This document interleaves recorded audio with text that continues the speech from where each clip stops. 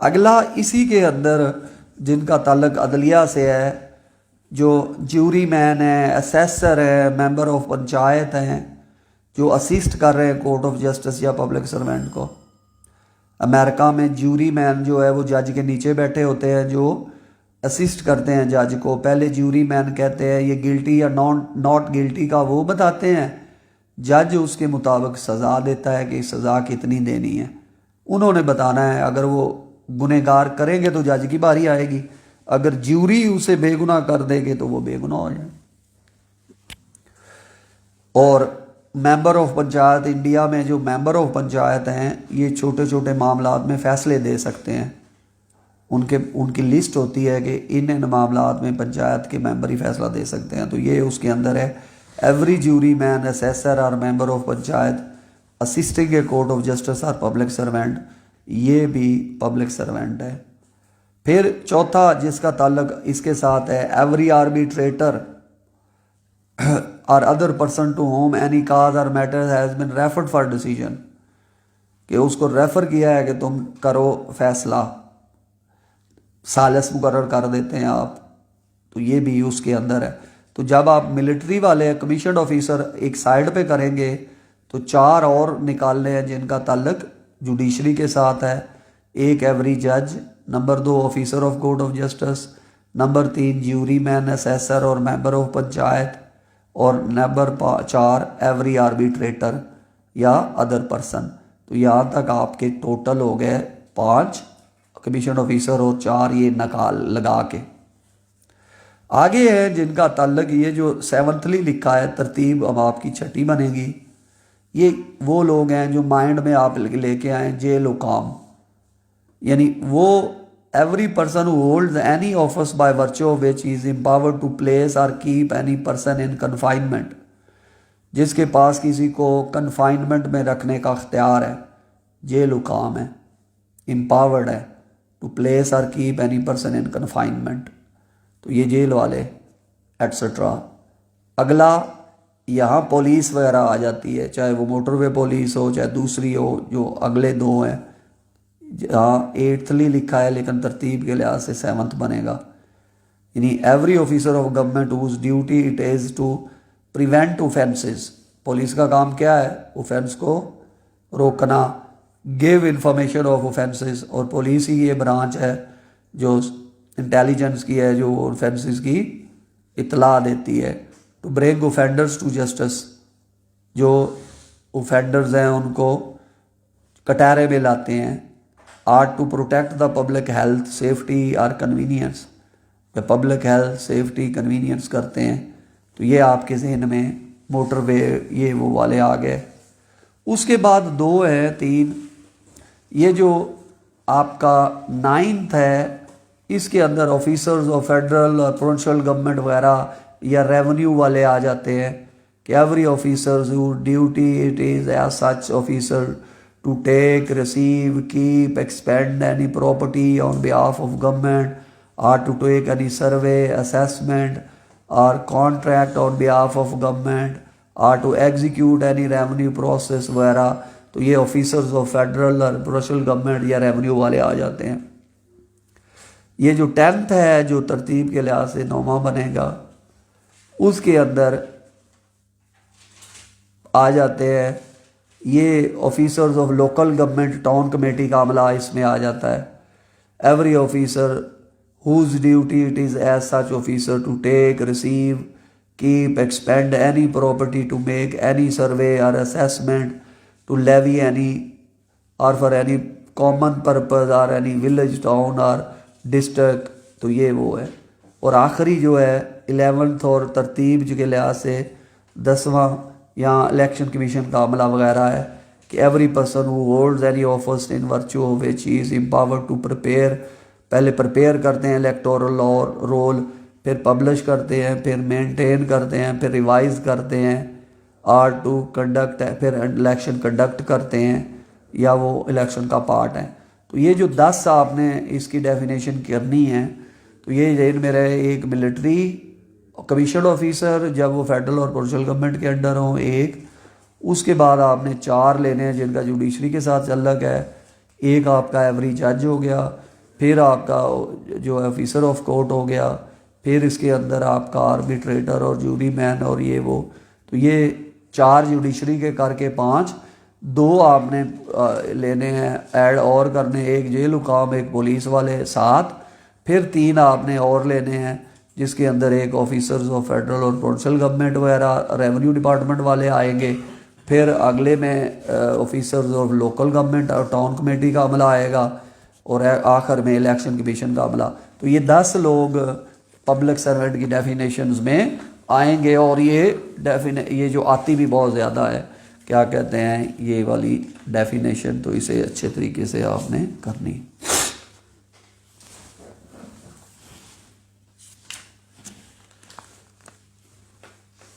अगला ये डेफिनेशन जो हैं ये हर दफ़ा आएंगे भी और अच्छे तरीके से इसे करना भी होता है। मूवेबल प्रॉपर्टी और इमूवेबल प्रॉपर्टी सारी इसी के अंदर है। अब उन्होंने कहा movable property are intended to include corporeal property of every description accept.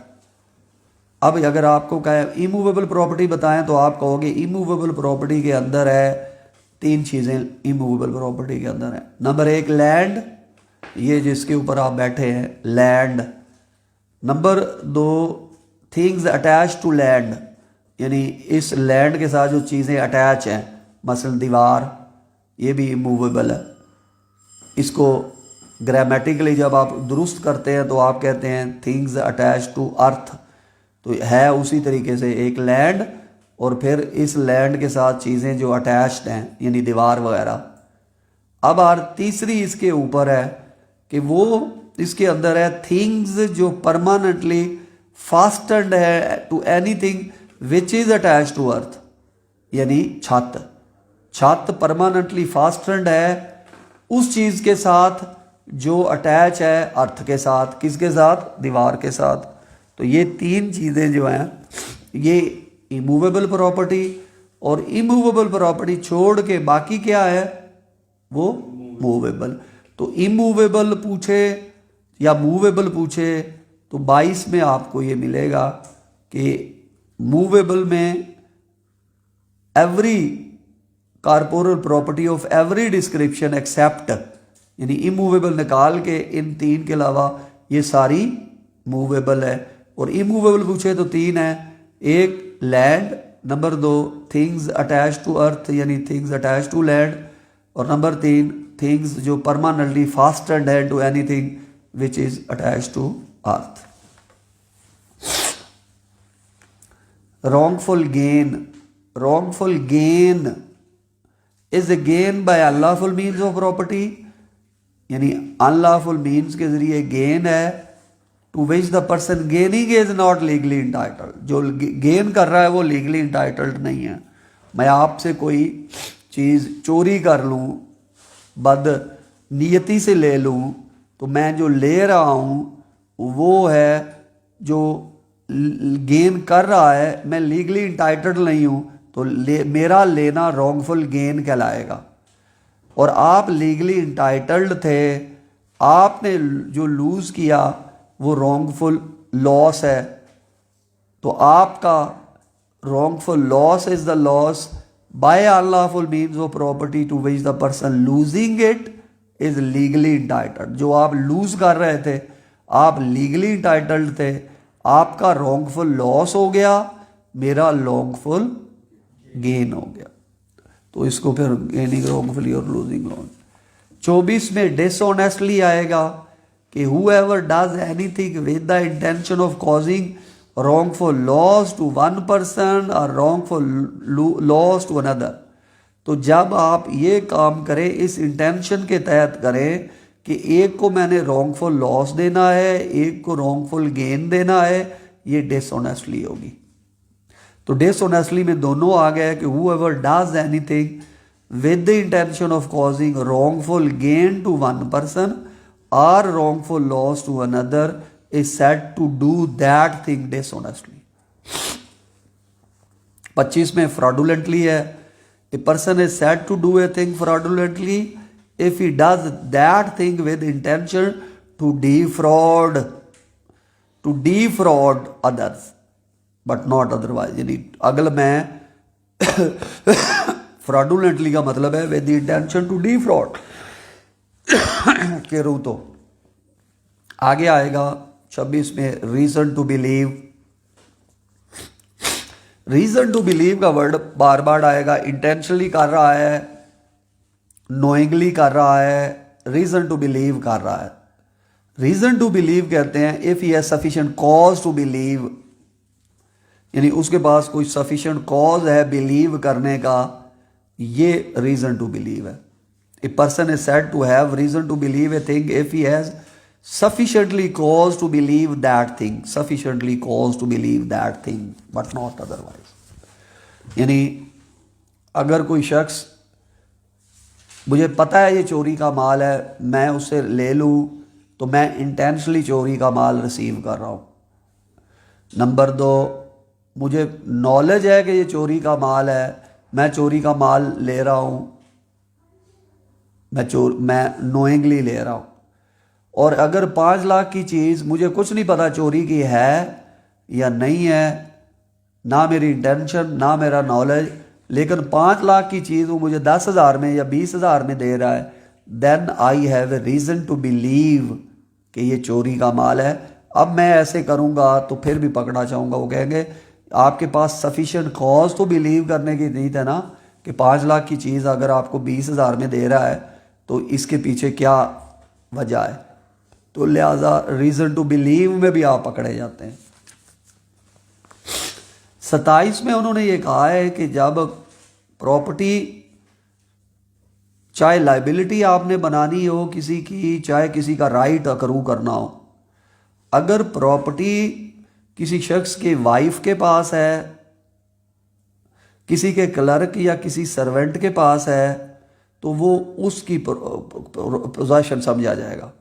मसलन अगर वो प्रॉपर्टी जो मेरी ज़ाती है, मेरी बीवी से कोई छीनेगा तो मैं कहूँगा मेरी पोजेशन से लिया गया है, मेरे क्लर्क से लेगा मैं कहूँगा मेरे कब्ज़े से लिया गया है, मेरे सर्वेंट से लेगा मैं कहूँगा मेरे कब्ज़े से लिया गया।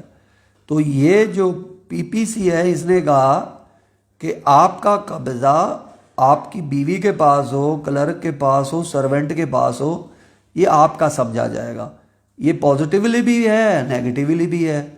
यानी अगर मेरे ऊपर कोई, उन्होंने इल्ज़ाम लगाना है कि अरशद साहब के पास चोरी का माल है और वो बरामद मेरे क्लर्क और सर्वेंट से हो, तो जनरली ये भी समझा जा सकता है कि ये उसके पास है, अनलेस कि मैं ये साबित कर दूं कि ये मेरा तो इसके साथ ताल्लुक नहीं है, इसने खुद चोरी की है। तो इसी तरह अगर मैंने कोई राइट बनाना है तो मैं कहूँ ये मेरा राइट था, आपने मेरे कब्ज़े से ये ली है, तो वो मेरे कब्ज़े से जो ली है, मेरे सर्वेंट के कब्ज़े से ली है, मेरी बीवी के कब्ज़े से ली है या मेरे क्लर्क के कब्ज़े से ली है, वो मेरा ही कब्ज़ा गिना जाएगा।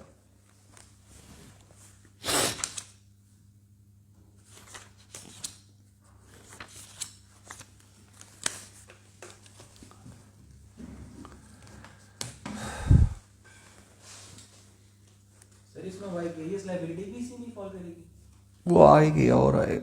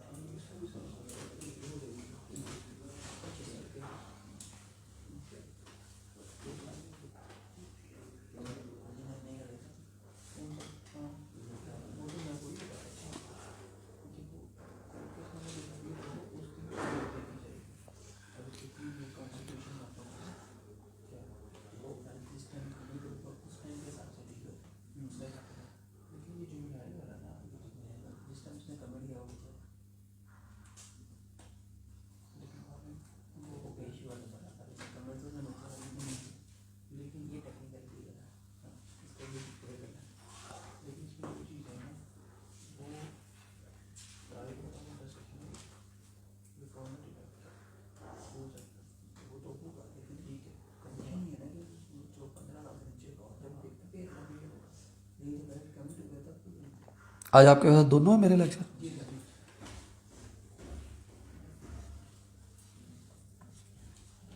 कल आपका टेस्ट है ना?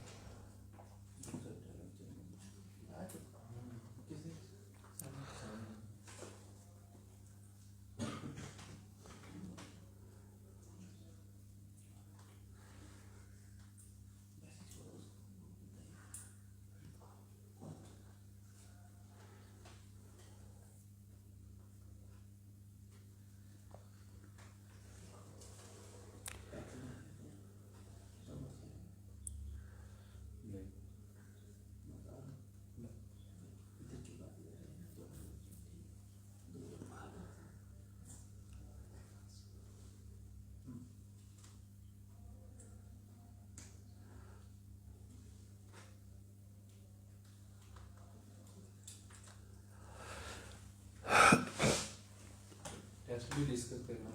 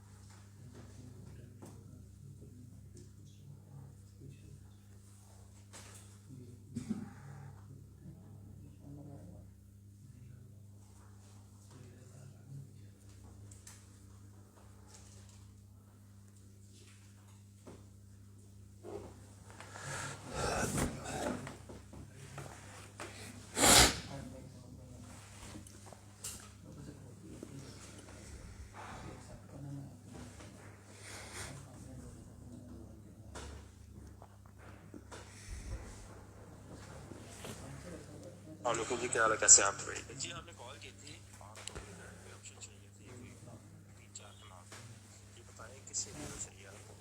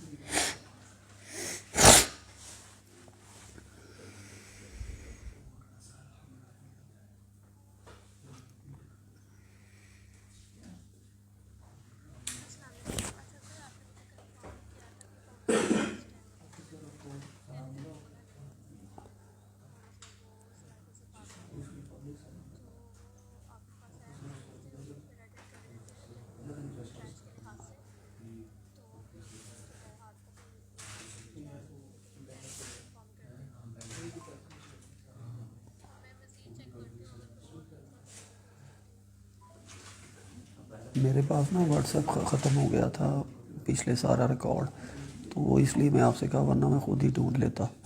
उसके अंदर आप जाए ना नवंबर बैच के अंदर, तो उसके अंदर लास्ट टेस्ट पड़े हुए हैं पिछले, वहाँ से आप नज़र आ जाएगा। या हार्ड कापीज़ जहाँ हमारा रिकॉर्ड पड़ा होता है वहाँ हार्ड कापी इसे कहे मैडम को वो चेक करा दें।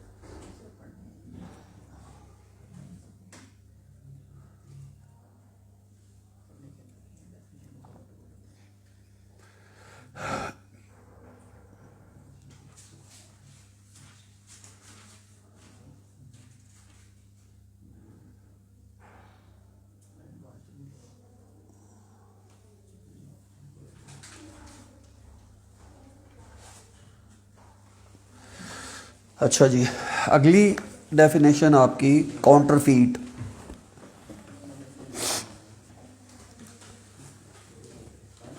Number 1, who causes one thing to resemble another, कि कोई चीज़ बनाता है जो दूसरे से रिजेंबल करती है। तो काउंटरफीट में क्या है, who causes one thing to resemble another. Number 2, intention उसकी ये है कि वो उस रिजेंबलेंस से प्रैक्टिस करे धोखा, डिसेप्शन, इस इंटेंशन के साथ कि मैं इससे धोखा दही करूंगा, प्रैक्टिस करूंगा डिसेप्शन। नंबर 3, या इंटेंशन नहीं भी है तो उसका नॉलेज है कि मैं इससे डिसेप्शन प्रैक्टिस करूंगा। तो यानी मैं कोई चीज़ बनाऊं जो रिजेंबल करे दूसरे के साथ, एक चीज़।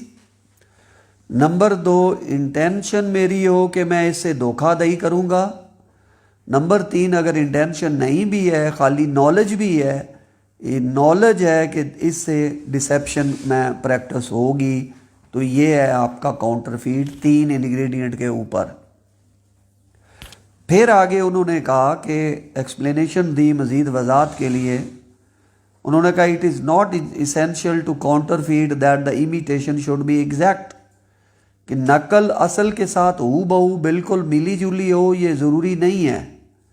अगर तो बिल्कुल हू बहू उसी के साथ मिल जाएगी तो वो तो फिर असल और नकल में फ़र्क ही नहीं रह जाएगा। नकल में हमेशा असल से फ़र्क ही होता है। नंबर 2, कि when a person causes one thing to resemble another thing and the resemblance is such that a person might be deceived thereby, it shall be presumed until the contrary is proved that the person so causing the one thing to resemble the other thing intended by means of that resemblance to practice deception or knew it to be likely that deception would thereby be practiced। 2 वजाहतें उन्होंने दी। एक वजाहत में उन्होंने कहा कि ये essential नहीं है कि इमिटेशन एग्जैक्ट होनी चाहिए। नंबर 2, उन्होंने ये कहा कि आपको जो हमने कहा है ना कि पर्सन काज कर रहा है वन थिंग टू रिजेंबल, और रिजेंबलेंस अगर ऐसी है कि माइट बी डिसीव्ड, कोई शख्स डिसीव हो सकता है, तो उन्होंने कहा it shall be presumed until the contrary is proved that the person so causing the thing resemble the other thing intended by means of that resemblance to practise deception. कि अगर उसने कोई चीज़ बनाई है तो हम प्रिज्यूम करेंगे कि इसने उसके धोखाधड़ी के लिए बनाया। मैंने नोट बना के अगर रखा है तो दूसरी एक्सप्लेनेशन वो कहते हैं कि इनका मकसद ही है कि मैं चलाऊंगा, अनलेस कि वो ये कहे कि नहीं जनाब मैंने ये बनाया इसलिए है कि बच्चों के खेलने के काम आए, वो फिर मैं बताऊंगा। तो काउंटरफीट के 3 इंग्रेडिएंट